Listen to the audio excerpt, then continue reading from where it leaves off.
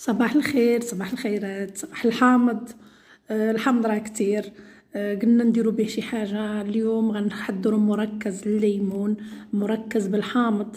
تنحتاجوه في رمضان، تنحتاجوه يجيك واحد على غفله يكون واجد عندك المركز ديال الحامض لو كونسونطري دو سيترون، وغير تخلطي في ميها مع شويه ديال النعناع، مع شويه ديال المزهر، مع شويه فيشي مثلا، ماء معدني غازي، تيكون رائع. وقت الليمون دابا، ويلا مع بعض ان شاء الله باذن الله نحضروا الليمون هذا ونحضروا مركز الليمون.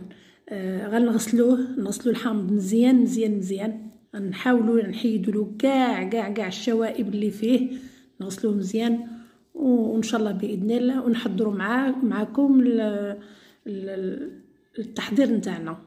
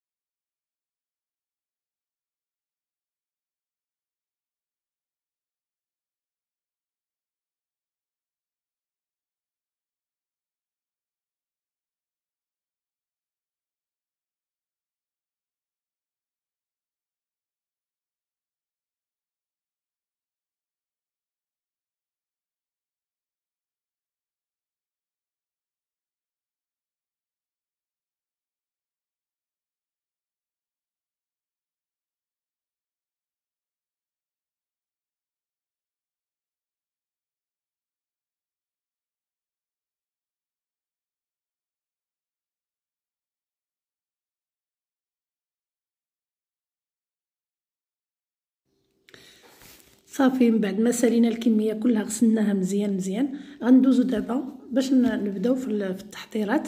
غنحيدو له برش الليمون، ما غنحيدوش بالحكاكه اولا باللاغاب، غنحيدو بليبلوشور تاع البطاطا، بليكونوم ولا لي بلوشور ولا اللي تنقشروا به البطاطا، تيجيني اسهل وتيجيني سريع في الخدمه ديالو. هكا تيحيد لك غير القشره الفوقانيه، لان الا حيدتي هذاك البيض تجي العصير ديالك تجي فيه النغيغ ديال المروريه. بهذا تنحيدو غير الفوقاني. شوفي دابا تشوفي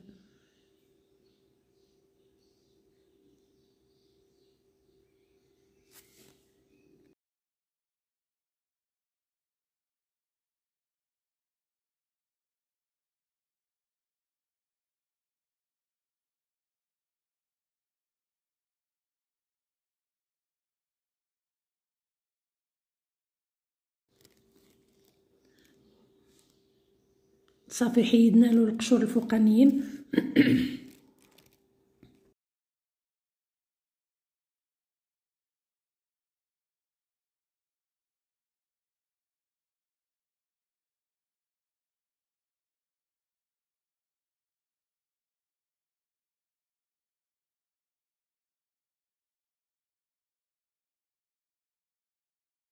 كملنا الكميه كلها.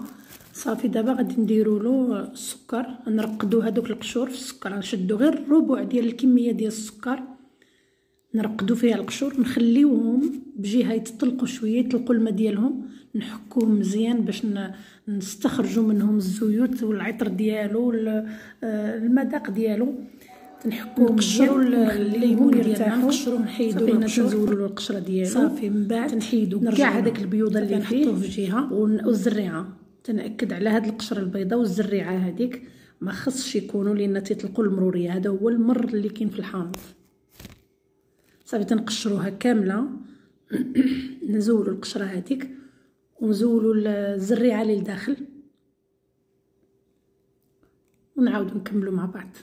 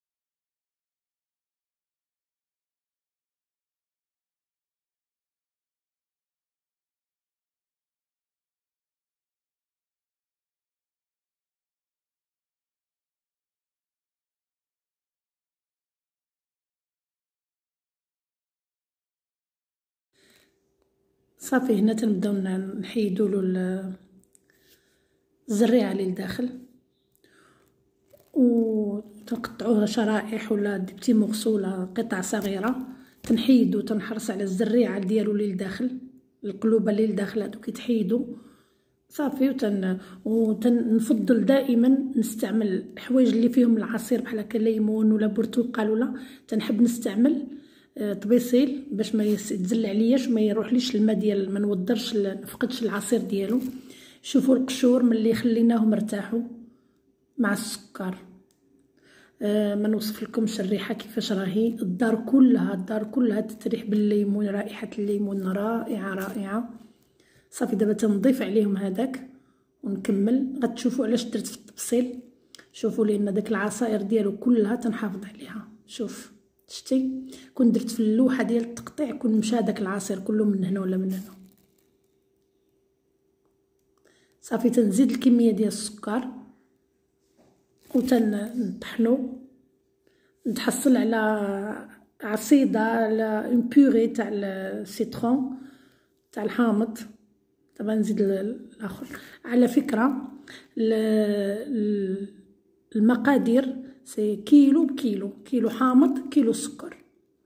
نفس الطريقه تنستعملها في البرتقال ولكن بكميه السكر ناقصه. الكميه ديال الليمون الحامض كيله بكيله، الى كيلو سكر كيلو حامض تتقابلها كيلو حامض. الا درت البرتقال التشينه كما نقولها حنا هنايا، الليمون كما نقولوا حنا في المغرب في بعض المناطق، التشين تنعملوا كيلو التشين، كيلو التشينه بنصف كميه السكر، نص كيلو سكر. نفس الطريقه ديال الليمون ديال البرتقال، غير هي الكميه ديال السكر تنقص، الحامض تيطلب السكر بزياده. صافي تنزيدوا السكر صافي ونطحنوه.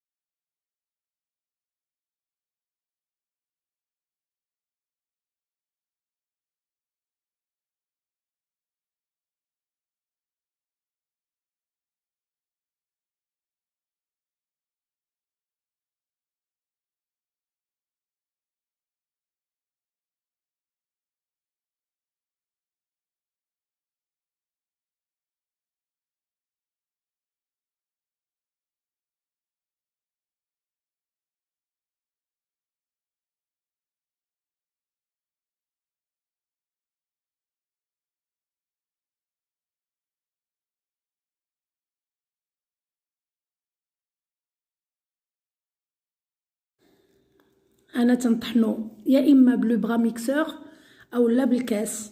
يعني ملي كميه كبيره بزاف ما لو بغا غادي يعيا غادي نتعبو، الو غنطحن النص في الكاس والنص في لو بغا ميكسور. نفس النتيجه، غير هي الكميه تتكون كبيره على هذاك الاله صغيره. اما هذا يطحن لك كلش في الكاس.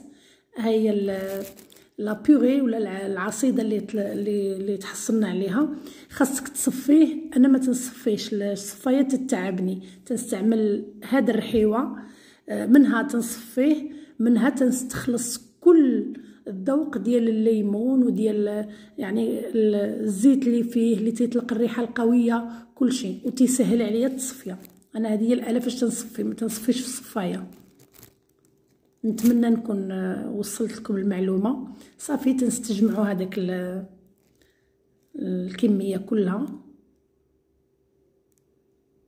شوفي دوره ولا زوج وكنتي خلصتي. في الصفايه تيتعبك تبقاي باش تصفيه، سي ان بو ديفيسيل.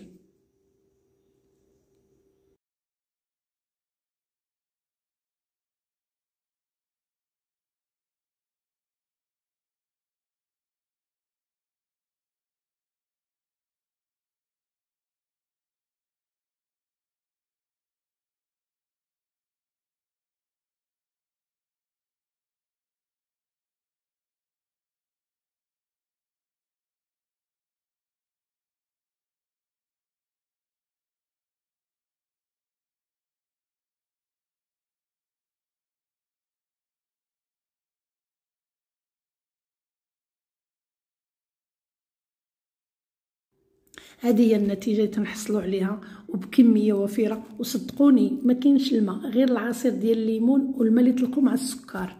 النتيجه رائعه. نتمنى تعجبكم، والريحه ولا اروع، والمذاق ما تيكونش مر، تيكون زوين. تنخلطوا مع الماء مع المياه الغازيه بقات لي درتها مع ميكسور مع باش نوريكم شحال من حاجه تيتحطوا بين محتويات غير الكميه بنين ولا اروع. صافي هذه هي النتيجه النهائيه. سامحوا لي التليفون دار باش نصور. سامحوني راني في البدايات، تنكونوا بوجديين كيف ما يقولوا في التصوير وفي الهضره وفي كل شيء الفيديو باش نركبه بوحدي.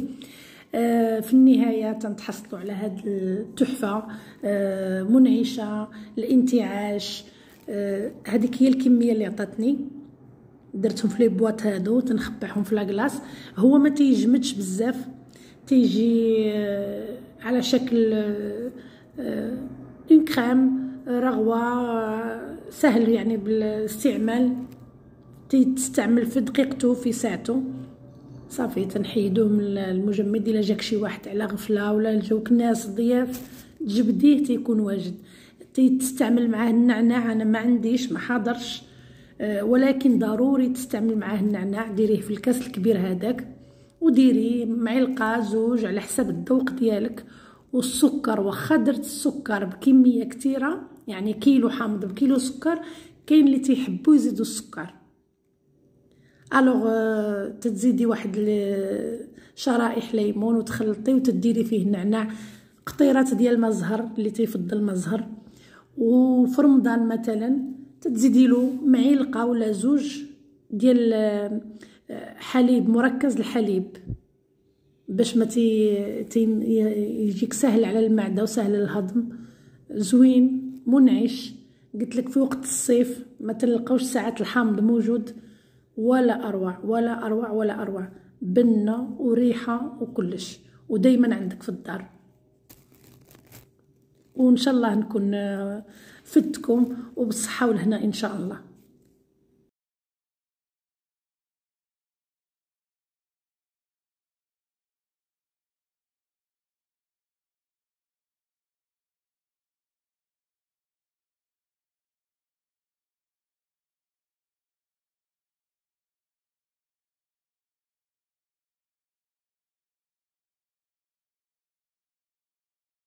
باش ما ننساش هذا اللي صفيناه، الشيء المتبقي نخبعوه نديروه في الخبز، في الكيك، في كاين خبز الدار كما يقولوا له البغيوش تيحتاج الليمون ولا برش الليمون، فيه شويه ديال السكر يعني ننتبهوا له، ولكن تنحتاجوه. يعني حتى حاجه ما نودروها في الوصفه هذه. يلا خليتكم على خير، وما تنساوش تدخلوا القناه نتاعي وتتابوناو وفعلوا الجرس. وشكرا، ومحتاجه دعمكم.